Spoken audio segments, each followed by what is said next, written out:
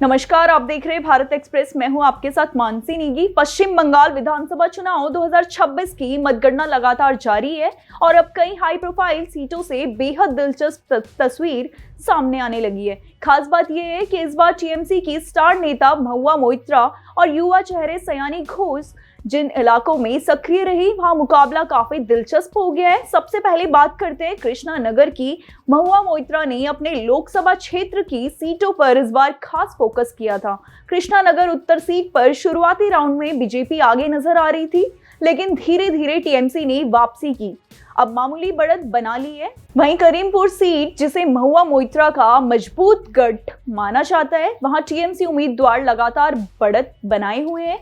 तेहेटा और पालिशीपाड़ा सीट पर भी टीएमसी को फायदा मिलता दिख रहा है। शुरुआती राउंड से ही यह पार्टी आगे चल रही थी। माना जा रहा है कि महुआ मोइत्रा की लगातार रैलियों और रोड शो का असर इन इलाकों में साफ दिखाई दे रहा है। अब बात करते हैं टीएमसी की युवा नेता सयानी घोष की। सयानी घोष ने चुनाव में खासकर युवा वोटरों और शहरी इलाकों पर फोकस किया। कलकत्ता, हुगली और आसनसोल बेल्ट में उन्होंने जमकर प्रचार किया। सोशल मीडिया से लेकर ग्राउंड कैंपेन तक सयानी लगातार एक्टिव नजर आई। भवानीपुर सीट पर भी सयानी घोष ने मुख्यमंत्री ममता बनर्जी के लिए जोरदार प्रचार किया। शुरुआती राउंड में ममता बनर्जी पीछे चल रही थी, लेकिन बाद में उन्होंने बढ़त बना ली।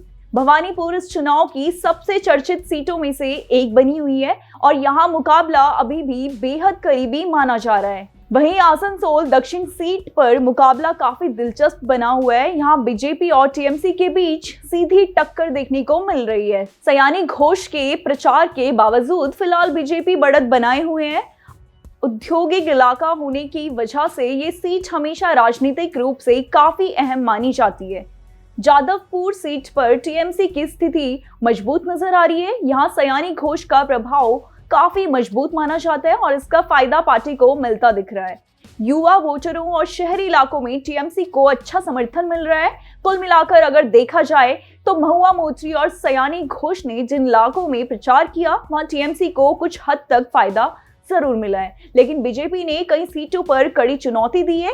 नादिया जिले की कई सीटों पर टीएमसी आगे चल रही है, जबकि आसनसोल दक्षिण जैसी सीटों पर बीजेपी मजबूत स्थिति में नजर आ रही है। भवानीपुर और जादवपुर में टीएमसी की पकड़ मजबूत दिखाई दे रही है। अब देखना होगा कि अंतिम नतीजों में कौन बाजी मारता है, लेकिन इतना तय है कि बंगाल का चुनाव इस बार बेहद रोमांचक और कांटे की टक्कर वाला बन चुका है।